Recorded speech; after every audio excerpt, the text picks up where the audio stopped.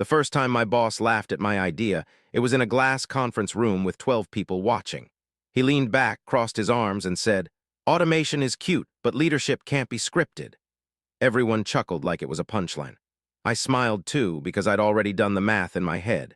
If leadership couldn't be scripted, why was his entire day just a predictable loop of approvals, escalations, and status updates? I went back to my desk that afternoon with the kind of calm that only comes when you stop asking for permission and start building something quietly dangerous. For years, my job had been to clean up inefficiencies no one else wanted to touch. I saw patterns where others saw chaos. Every request flowed through my boss like a toll booth, not because he added insight, but because he liked being necessary. I started small, writing scripts to auto-generate the reports he spent hours reviewing. Then I built workflows that flagged issues before they ever reached his inbox. Meetings that used to require his sign-off suddenly resolved themselves with data-backed recommendations sent directly to leadership. Each time he took credit, bragging about how his team was running smoother than ever, unaware that his role was being quietly hollowed out from the inside. The real turning point came during budget season. He delayed approvals for weeks, claiming strategic review while teams stalled and costs climbed. I spent one weekend building a decision engine that mirrored his past approvals almost perfectly. Risk tolerance, spending thresholds, vendor preferences, all of it. When I tested it against 2 years of historical data, it beat his turnaround time by 94% and reduced overruns to nearly zero. I didn't deploy it. Not yet. I waited, collecting proof, documenting everything, letting him play king of the bottleneck while the system sat ready like a loaded chess move. When layoffs were announced, my name was on the at-risk list.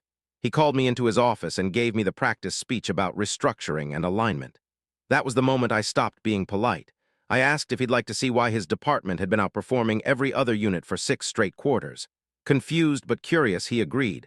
I didn't show him. I sent the deck directly to the COO, CFO, and Board Ops Committee instead.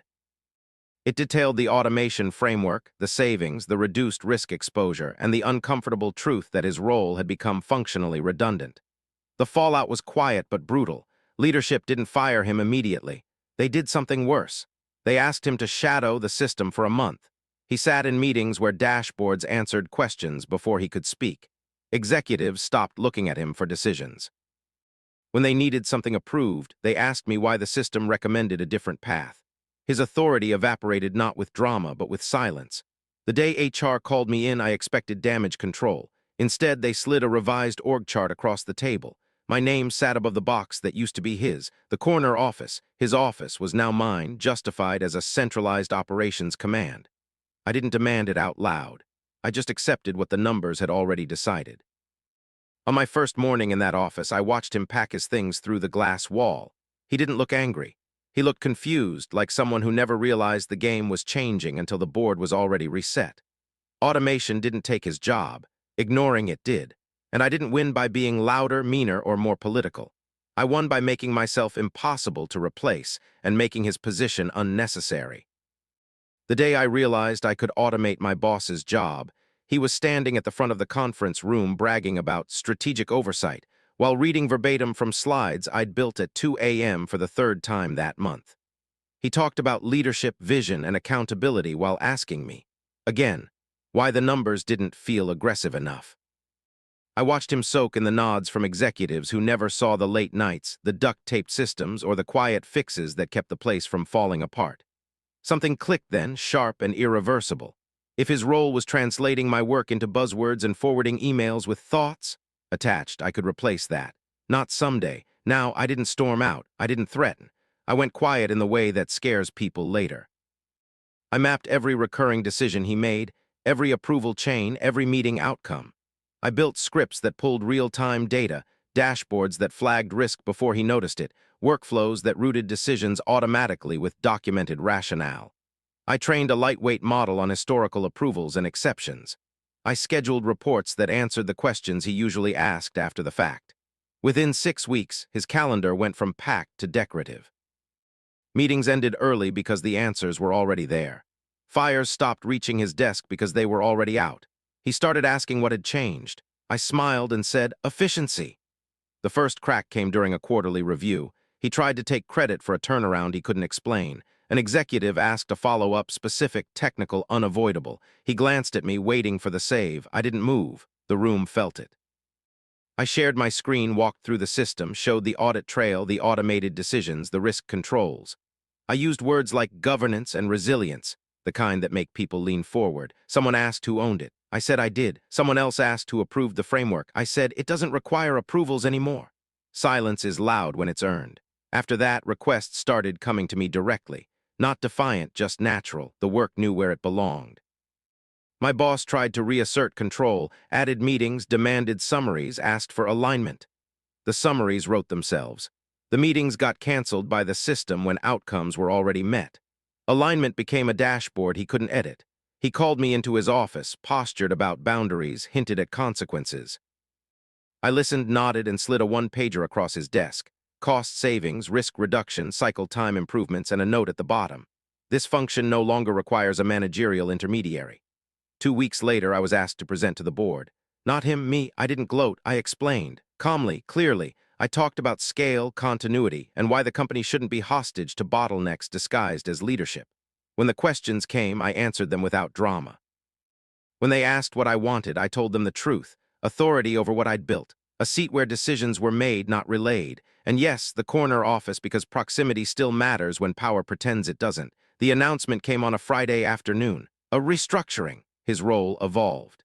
He kept his title for a month, then chose to pursue other opportunities. My badge opened a different door the following Monday. Same building, different view. I didn't automate a person out of spite. I automated a lie, the idea that visibility equals value. The corner office wasn't a trophy. It was just closer to where the work had been all along. The first time I realized I could automate my boss's job, it wasn't during some grand strategic meeting or a late-night epiphany.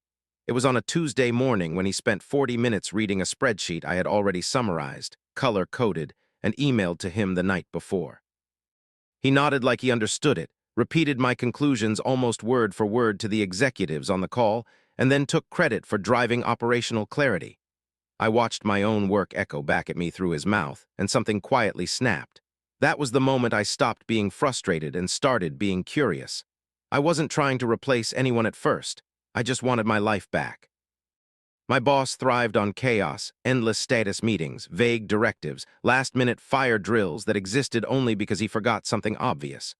I started building tools for myself, scripts to auto-generate reports, dashboards that pulled real-time data instead of waiting for his weekly requests, workflows that flagged problems before he could dramatically discover them. Every week, his calendar filled faster while mine emptied. He thought I was becoming more efficient. In reality, I was removing him from the process one task at a time. The dangerous part was how invisible it all became. Decisions that once required his approval were now data-driven recommendations executives trusted instantly. Forecasts he used to gut check were already accurate before he opened them. Vendors stopped calling him and started looping me in directly because I solved things instead of posturing. He began delegating more to me, proudly telling people I was his right hand, unaware that I had already built the machine that made his role ceremonial. By the time he realized he was out of the loop no longer needed him. The breaking point came during a quarterly review. The COO praised the operational turnaround, faster close cycles, fewer errors, higher margins. My boss smiled and took the applause like a man accepting an award he assumed he deserved. Then the COO asked a simple question. "What changed?" He stumbled. I answered calmly, walking through the systems, the automation, the controls. I didn't frame it as rebellion. I framed it as inevitability. The room went quiet, not because I was confrontational, but because everyone could see the same thing at once. The work was happening without him. 2 days later, I asked for a meeting. No pitch deck, no drama. I laid out the numbers, the time saved, the cost avoided, and then I said it plainly. The role had evolved, and so had I if they wanted to keep the momentum. They needed someone who actually ran the operation, not someone who narrated it. I didn't ask for his job. I asked for the office that came with the responsibility I was already carrying. Silence followed, thick and uncomfortable. My boss laughed when he heard. He called it arrogance. He said tools don't replace leadership. What he didn't understand was that leadership had already moved on without him. The decision didn't take long. When I walked into that corner office a week later, it was still warm from the previous occupant. He didn't get fired. Corporate rarely makes it that clean. He was reassigned, then transitioned, then gone. I didn't celebrate. I just sat down, logged into the systems I had built, and got back to work. Automation didn't take his job. Ignoring reality did. I just made sure the company noticed before I walked away with the leverage. By the time people realized what I'd built, it was already too late to pretend it hadn't replaced him. The dashboards refreshed themselves every morning before sunrise, pulling forecasts, vendor escalations, staffing gaps, and compliance flags into one clean pane of glass. The script sent emails in his tone, scheduled approvals inside his authority thresholds, and logged decisions with timestamps so clean they made auditors smile. Meetings that used to drag for 90 minutes were suddenly canceled with a polite note, "No action required." Productivity didn't spike overnight. It stabilized, which in corporate America is the closest thing to a miracle. And the strangest part was how nobody panicked. They just adapted. Directors stopped knocking on his door and started Slack pinging the system. Finance stopped asking for explanations and started exporting reports. The company didn't miss him. It didn't even notice him. He did, though. He noticed the silence first. Then the way people answered his questions with, "Oh, the tool already handled that," or "Didn't you see the update?" He laughed it off at first, the same way he'd laughed when I pitched the automation months earlier. "Nice toy," he'd said then. But leadership isn't something you can script. Now leadership was being measured in outcomes, and outcomes were coming in on time without his signature. He called me into his office and asked me carefully what exactly the system was authorized to do. I told him the truth, only what the company had already approved. He frowned, nodded, and told me to keep improving it. That was the day I knew he still didn't understand what was happening. The board understood. They always do eventually. When the quarterly review came around, they didn't ask him to present. They asked for the platform demo. I stood at the end of the table, remote in hand, while charts answered questions before they were fully asked. Risks flagged themselves. Savings rolled up automatically.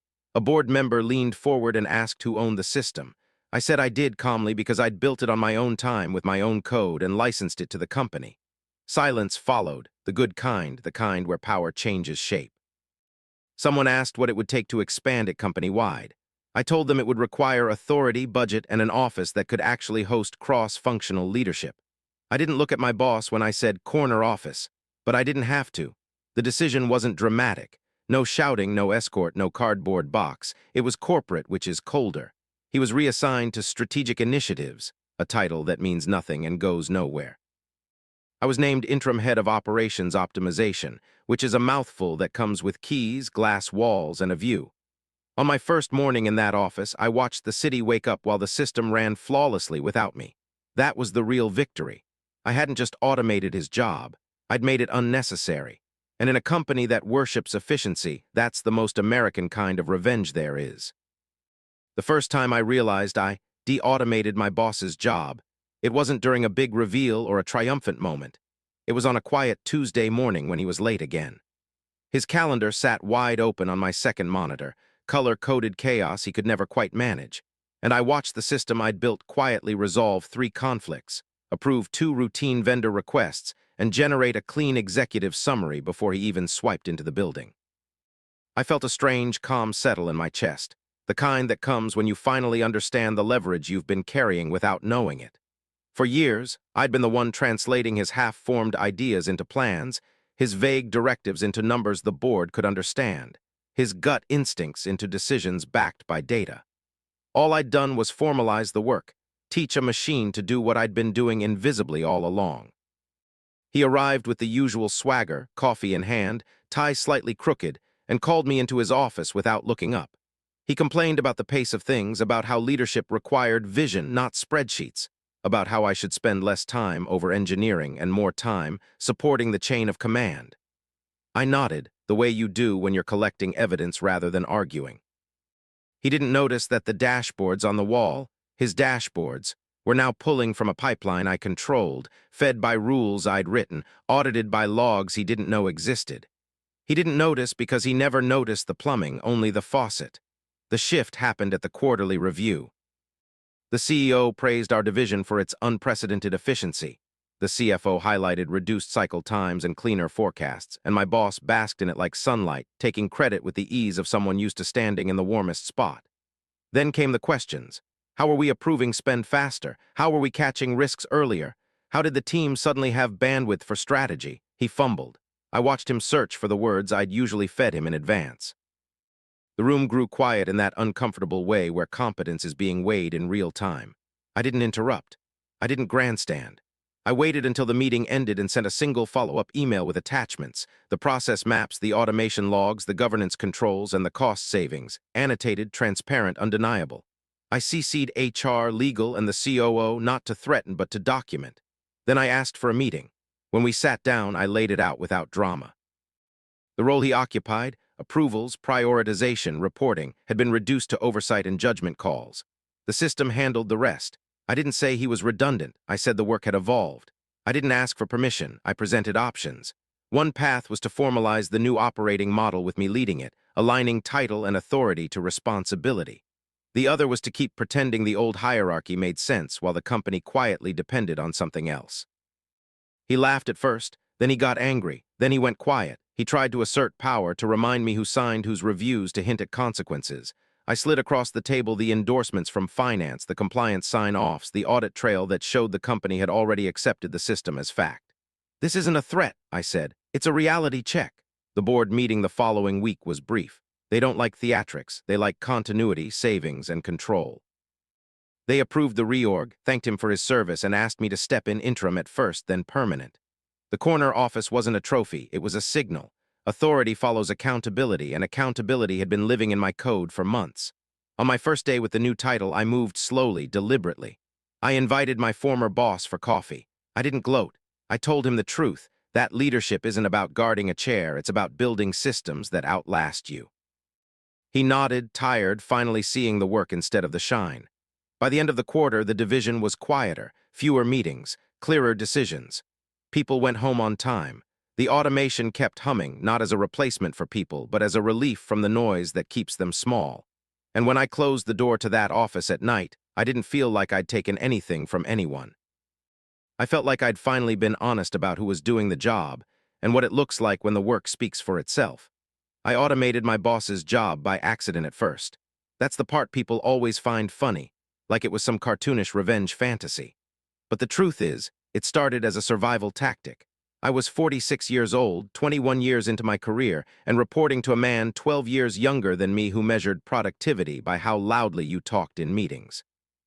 He loved phrases like strategic alignment and high-visibility leadership. But if you asked him how a single process actually worked, he'd blink like you switched languages mid-sentence.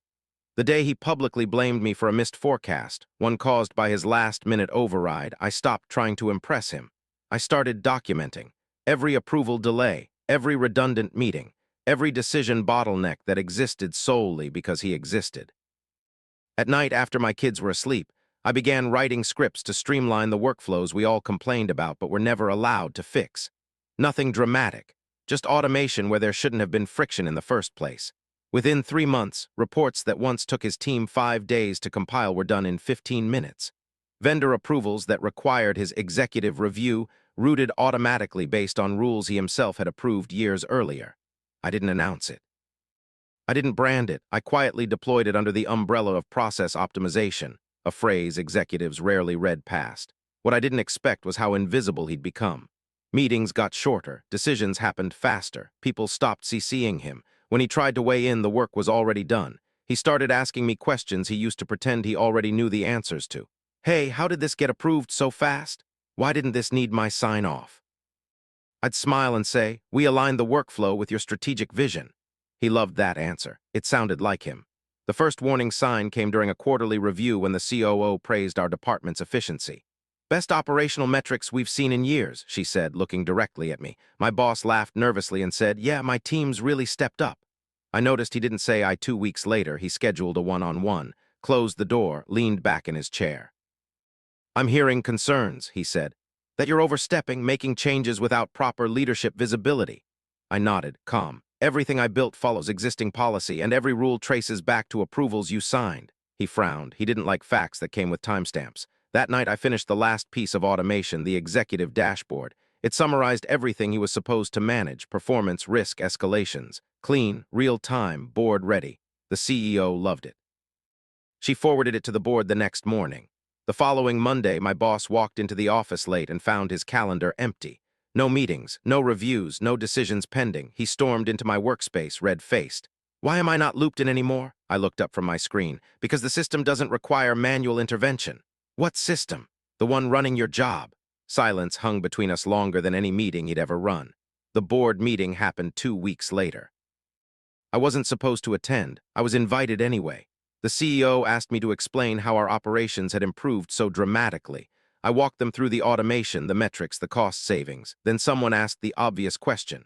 If this runs automatically, the chair said slowly, what exactly is management doing here? No one looked at my boss. They didn't have to. 3 days after that, HR called me in, not to reprimand me, to renegotiate my role. New title. New compensation, expanded authority. And yes, an office on the corner previously occupied by someone who believed leadership was a performance instead of a function. My former boss cleaned out his desk that Friday. He didn't say goodbye. He didn't look at me. I didn't feel triumph, just a quiet certainty. I never demanded his corner office out of spite. I demanded it because the system already proved I belonged there. And sometimes, the most devastating revenge isn't confrontation. It's competence so complete that hierarchy collapses under its own useless weight. I didn't plan to replace my boss. I just got tired of fixing the same problems he created every single week, listening to him take credit for solutions he didn't understand, and watching decisions get delayed because he needed time to think about spreadsheets he couldn't read. The irony is, if he'd paid closer attention, he might have noticed that his job was slowly disappearing right in front of him, one automated workflow at a time. It started innocently enough. I was a senior operations analyst at a mid-sized logistics firm in Chicago, the kind of place that loved buzzwords like efficiency and digital transformation, but froze whenever real change threatened the org chart. My boss, Mark, was a career manager, great at meetings, terrible at execution. Every morning he forwarded emails asking for reports he'd already asked for the day before. Every Friday he demanded forecasts that magically changed once he presented them to leadership. And every Monday he blamed data delays for missed targets. Those delays were always mine to fix. So I began building tools to protect my own sanity, scripts to auto-pull metrics, dashboards that updated themselves, approval flows that flagged risks before Mark even realized there was an issue. First, it just made my days quieter. Then it made my weeks predictable. Then something dangerous happened. Leadership stopped needing Mark to explain anything because the systems already did it better. Mark noticed the shift before I did. He started asking questions, probing ones. How are you getting these numbers so fast? Why didn't this need my sign-off? Who approved this automation? I smiled, answered politely, and reminded him that he'd asked us to streamline operations last quarter. He nodded uneasy, then scheduled more meetings to reassert control. Meetings my systems quietly rendered pointless. The turning point came during a quarterly review with the executive team. Mark was late again. The COO asked if we could start without him. I pulled up the dashboard I'd built, the one that tracked real-time performance across all regions. No slides, no spin, just facts. The room went silent as questions started coming, sharp, detailed ones, and for the first time in years I didn't need my boss to translate anything. I answered calmly, clearly, confidently. Mark arrived halfway through, flustered, trying to jump in. But every time he spoke, the data contradicted him. The room noticed. The COO noticed. And when the meeting ended, she asked me to stay behind. A week later, Mark called me into his office, red-faced and defensive. He accused me of overstepping, of undermining leadership, of building systems without proper authority. Then he made a mistake. He threatened to shut down everything I'd built and put things back the way they were. I didn't argue. I just asked him a single question. Have you checked how many executive workflows depend on those systems now? He hadn't. That afternoon, I requested a meeting with HR and the COO, not to complain, to propose something. I laid out the automation roadmap, the cost savings, the risk reductions, the fact that most of Mark's responsibilities were already handled, faster and more accurately, by tools I'd designed and documented. I didn't ask for his job, I just asked who exactly was accountable for the outputs leadership was now relying on. 2 weeks later, Mark was reassigned to a strategic advisory role. No direct reports. No operational authority. His corner office sat empty. I was offered a new title, expanded scope, and without my asking, the office with the best view on the floor. The day I moved in, Mark walked past the glass walls, stopped and stared. I met his eyes, nodded once, and went back to work. There was no speech, no victory lap, just the quiet hum of systems doing exactly what they were designed to do. The lesson wasn't about revenge. It was simpler than that. If you automate value, document impact, and let results speak louder than politics, Titles become optional, and power quietly changes hands.